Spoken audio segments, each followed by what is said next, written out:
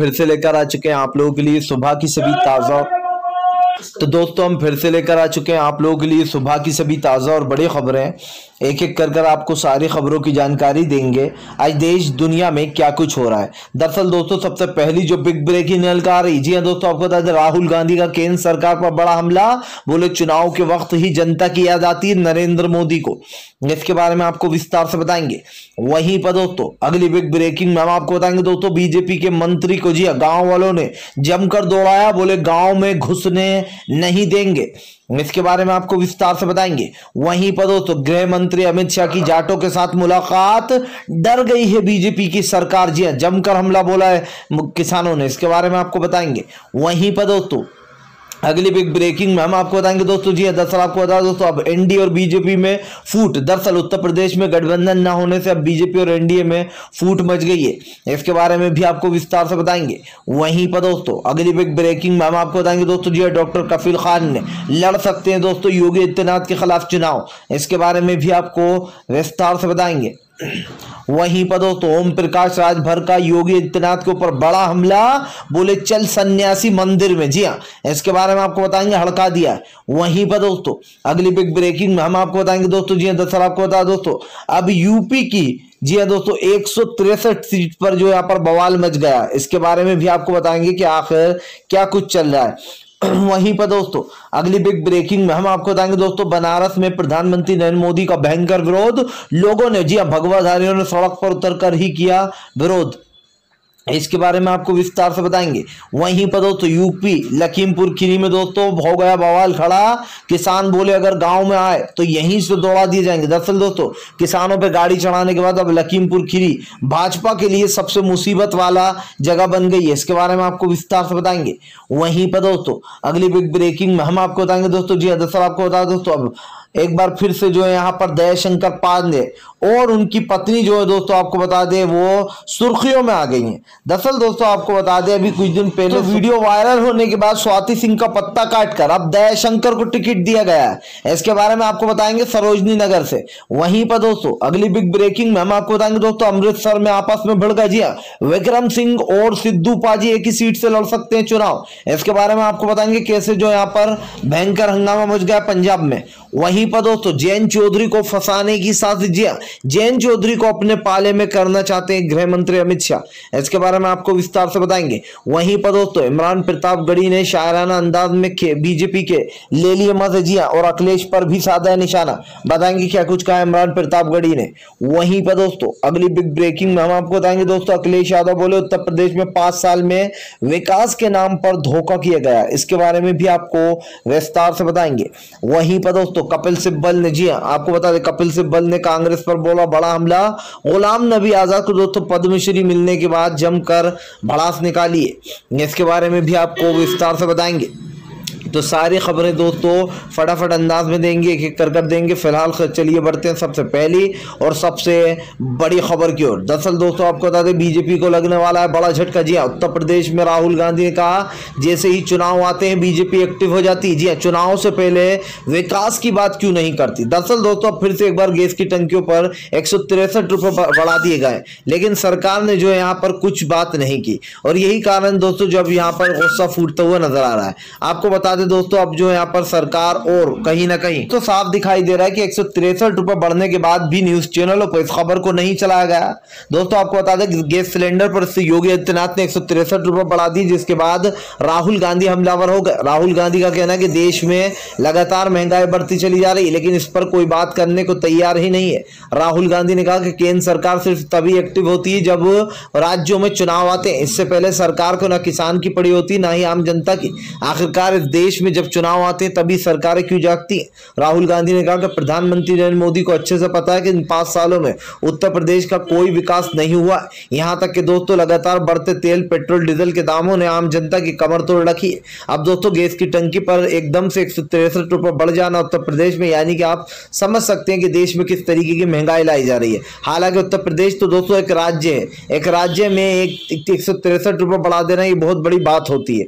आप समझिए गैस की टंकी में 410 रुपए थी जब कांग्रेस की सरकार थी। आज गैस की टंकी का भाव दोस्तों लगभग 1000 रुपए के लगभग है। और यही कारण दोस्तों जो देश में लगातार महंगाई बढ़ती चली जा रही है और लोगों का गुस्सा भी फूटता चला जा रहा है। यानी कि दोस्तों देश में एक तरीके से गुस्से का जो माहौल है वो बढ़ता चला जा रहा है फिलहाल। खैर चलिए हम बढ़ते हैं दोस्तों एक और अगली बिग ब्रेकिंग की तरफ।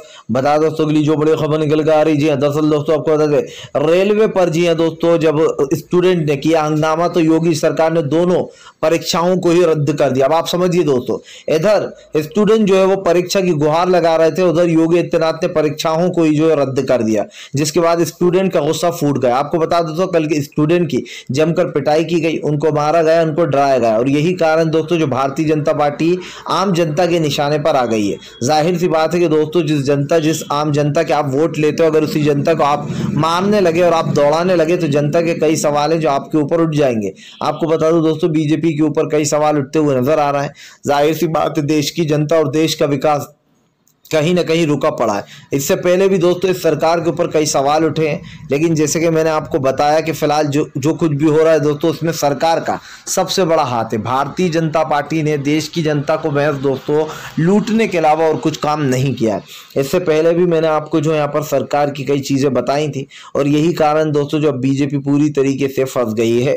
यानी कि दोस्तों उत्तर प्रदेश में बिगड़ते माहौल और स्टूडेंट की परीक्षा टालने के पीछे कहीं ना कहीं बीजेपी को एक बड़ा झटका लग सकता है, क्योंकि राज्यों में इस वक्त चुनावी माहौल चल रहा है फिलहाल। खैर चलिए हम बढ़ते हैं दोस्तों एक और अगली बिग ब्रेकिंग की तरफ। बता दोस्तों अगली जो बड़ी खबर निकल कर आ रही है दोस्तों जयंत चौधरी का बीजेपी के ऊपर बड़ा हमला, बोले हम ईमान बेचने वालों में से नहीं है। जी हाँ, दरअसल दोस्तों गृह मंत्री अमित शाह जो है वो बार बार जयंत चौधरी को अपने पाले में लेने की कोशिश कर रहे हैं। इधर जयंत चौधरी ने भाजपा पर बड़ा हमला बोल दिया। जयंत ने कहा कि मैं उस पार्टी के साथ कभी नहीं जाऊंगा जिसने किसानों की जान ले ली, जिसने किसानों के ऊपर गाड़ी चढ़ा दी। आपको बता दें जयंत चौधरी का कहना है कि मेरे लिए मेरा ईमान सबसे बड़ा है, मैंने अखिलेश यादव को जुबान दी और जुबान की कीमत होती है। जयंत चौधरी ने कहा कि अगर आज मैं बीजेपी के साथ चला गया तो मेरी भी वही दुर्दशा होगी जो कि बीजेपी के नेताओं की हो रही है। जयंत ने कहा कि हम अपने ईमान के साथ खेल नहीं सकते, हमें पता है कि हमारे 700 किसान भाइयों की जान चली गई और अगर आज मैं बीजेपी में जाता हूं तो मैं भी उनके गुनाह में उतना ही शामिल हो जाऊंगा जितना कि वो लोग थे। जयंत चौधरी ने कहा कि भले ही बीजेपी ये कहती रहे कि वो हमसे बातचीत कर रही है, हमें बुलाने की कोशिश कर रही है, लेकिन हम कभी बीजेपी में शामिल नहीं होंगे। ये बीजेपी वाले झूठ भी फैलाते। जयंत ने कहा कि फिलहाल हमें किसानों की परवाह है, हम किसानों के मुद्दे पर कभी भी लड़ सकते हैं। जयंत चौधरी ने कहा कि देश में जिस तरीके का माहौल चल रहा है उसको लेकर मैं जानता हूं, लेकिन उसके बावजूद भी मैं कह सकता हूं कि मैं बीजेपी के साथ कभी नहीं जाऊंगा। जयंत ने कहा कि अखिलेश यादव एक सच्चे नेता है, वो उनके साथ काम कर काफी खुश है। जयंत चौधरी ने कहा कि इस बार सपा की सरकार आने से कोई नहीं रोक सकता, जो लोग इस सरकार से नाराज हैं वो इस सरकार से नाराज ही रहेंगे। जाहिर सी बात है दोस्तों देश में बिगड़ता माहौल, जिस तरीके की ये चीजें चल रही हैं उसको लेकर कहीं ना कहीं दोस्तों सरकारें भी आपस में भिड़ती हुई नजर आ रही हैं और ऐसा होना भी चाहिए दोस्तों। आज देश के विकास के नाम पर जिस तरीके से धोखाधड़ी की जा रही है उसको लेकर कहीं ना कहीं दोस्तों बीजेपी पूरी तरीके से घिर गई है। और आपने भी दोस्तों कई बार ये देखा होगा कि उत्तर प्रदेश में जिस तरीके का माहौल चलाया जाता है उसमें कहीं ना कहीं दोस्तों बीजेपी पूरी तरीके से फ्लॉप है। आप देख लीजिए हर मोर्चे पर बीजेपी फ्लॉप निकल रही है और यही कारण जो जयंत चौधरी ने बीजेपी का ऑफर ठुकरा दिया एक तरीका से। भले ही बीजेपी है दोस्तों गोदी मीडिया ये उड़ाती रहे कि जयंत चौधरी बीजेपी में जा सकते हैं, लेकिन दोस्तों ऐसा नहीं होने वाला, क्योंकि जयंत अच्छे से जानते हैं कि उनकी इज्जत जो आज है वो इसीलिए हो रही क्योंकि उन्होंने किसानों का साथ दिया। अगर ये भी बीजेपी में शामिल हो गए तो इनकी भी छुट भैयाओं जैसी हालत हो जाएगी फिलहाल। खैर चलिए हम बढ़ते हैं दोस्तों एक और अगली बिग ब्रेकिंग की तरफ। बता दोस्तों अगली जो बड़ी खबर निकल कर आ रही, योगी के खिलाफ दोस्तों डॉक्टर कफिल खान भी लड़ सकते हैं चुनाव। जी हाँ दोस्तों, अब नया मामला सामने निकल कर आ रहा है। दरअसल दोस्तों पहले तो जो है चंद्रशेखर रावण और योगी आदित्यनाथ की ही बढ़त हो रही थी, लेकिन अब दोस्तों ताज़ा खबर निकल कर सामने आ रही जहां पर बताया जा रहा है कि डॉक्टर कफिल खान भी अब योगी आदित्यनाथ के खिलाफ लड़ सकते हैं चुनाव। जी हाँ, आपको बता दोस्तों डॉक्टर कफिल खान वही हैं जिनके ऊपर भड़काऊ भाषण दिए गए थे। उसके बाद दोस्तों CAA NRC में उनके ऊपर आरोप लगा था कि इन्होंने भड़काऊ भाषण दिए। उसके बाद बच्चों वाला मामला सामने आ गया था कि इनकी लापरवाही की वजह से कई बच्चों की जान चली गई। लेकिन दोस्तों आपको पता है कि किस तरीके से उत्तर प्रदेश में डॉक्टर कफिल को फंसाने की साजिश की गई थी, जिसके बाद कफिल को लंबे समय तक जेल में रखा गया। उनकी हालत काफी बिगड़ गई थी, लेकिन उसके बाद कोर्ट ने उनको दोस्तों बेल दे दी और उसके बाद उनका जो मामला था वो सामने निकल कर आ गया। अब यही कारण दोस्तों जो डॉक्टर कफिल खान भी लगता है राजनीति के मूड में। इससे पहले भी दोस्तों उनकी प्रियंका गांधी से मुलाकात हो चुकी थी। हालांकि जब राजनीतिक मुलाकात थी या फिर नॉर्मल मुलाकात थी ये कोई बता नहीं सकता है, लेकिन दोस्तों ये तो साफ है कि फिलहाल उत्तर प्रदेश का माहौल जो है वो पूरी तरीके से बदलता जा रहा है। जिस तरीके का ये माहौल है दोस्तों ये साफ दिखाई दे रहा है कि उत्तर प्रदेश में एक जो माहौल सेट है या फिर यूं कहते हैं कि एक एजेंडा जो सेट किया गया है उसमें कहीं ना कहीं बीजेपी पूरी तरीके से दोस्तों फुल स्टॉप हो गई है। और आप देखिए दोस्तों इससे पहले भी कई बार बीजेपी ने कई बातें की हैं, लेकिन उन बातों का कोई मतलब निकला नहीं है। और डॉक्टर कफिल खान जैसे न जाने कितने मासूम लोग होंगे दोस्तों जिनको बीजेपी ने अभी तक जेल में डलवा रखा, यानी कि कोई ना सबूत ना कोई चीज़, उसके बावजूद भी दोस्तों इतने इतने दिन तक जेल में रखना, ये बेसिकली हमारे लोकतंत्र का ही दोस्तों मजाक बनाना हुआ या फिर लोकतंत्र को धीरे धीरे ख़त्म करना हुआ।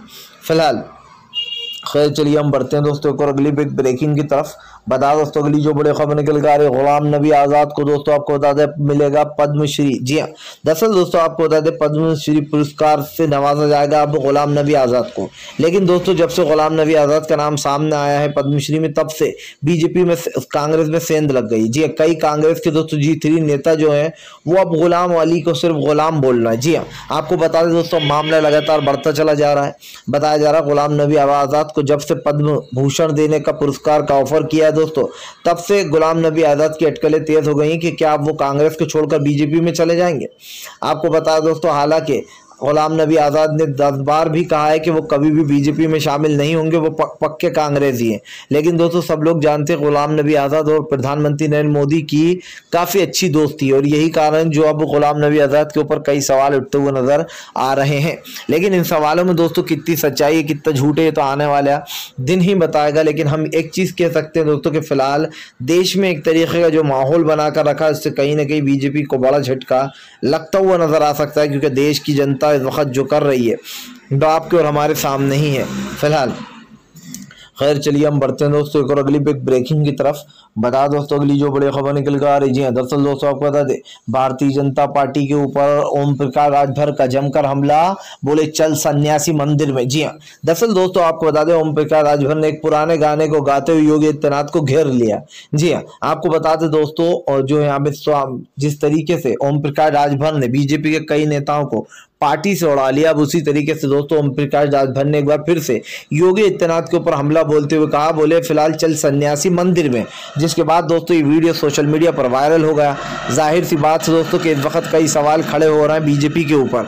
आपने दोस्तों इससे पहले भी कई बार देखा होगा कि भारतीय जनता पार्टी जो वादे करती है वो वादे निभाती नहीं है, और यही बात है दोस्तों जो अब बीजेपी के ऊपर कई सवाल खड़े हो रहे हैं।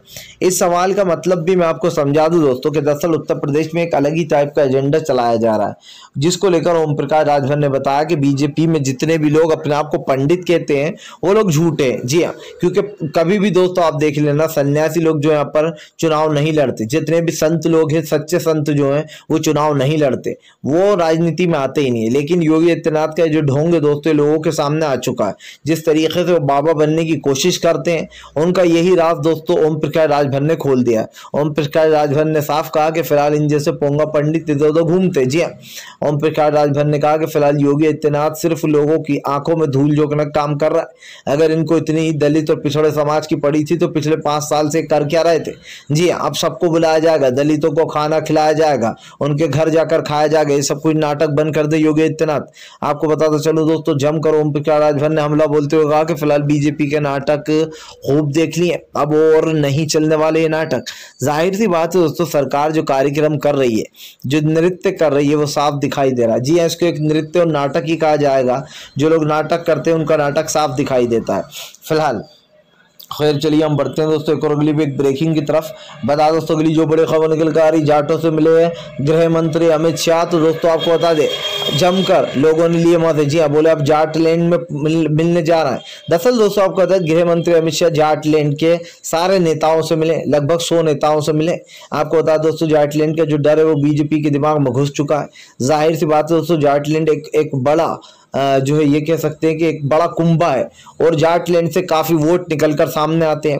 अब दोस्तों ये आपको एक चीज याद होगी कि 2017 में दंगे भड़काए गए थे मुजफ्फरनगर में, और उसमें जाटलैंड और मुस्लिम भाई अलग अलग हो गए थे, लेकिन राकेट टिके तो सभी लोगों ने मिलकर दोस्तों फिर से एक बार हिंदू मुस्लिम भाइयों के गिले शिकवे दूर कर दिए। और यही कारण है दोस्तों जब बीजेपी पूरी तरीके से पस्त हो गई। आप देखिए सोशल मीडिया पर एक झूठा वीडियो वायरल किया गया जिसमें बताया गया कि मुसलमान जाटों को धमकी दे रहे हैं कि हम ज्यादा हैं तुम कम हो, जबकि दोस्तों ये वीडियो की जब आप देखेंगे जाकर तो आपको साफ दिखाई देगा कि दरअसल वो आदमी जो मुस्लिम टोपी लगाकर बोल रहा है वो कोई और नहीं बल्कि बीजेपी का ही नेता है।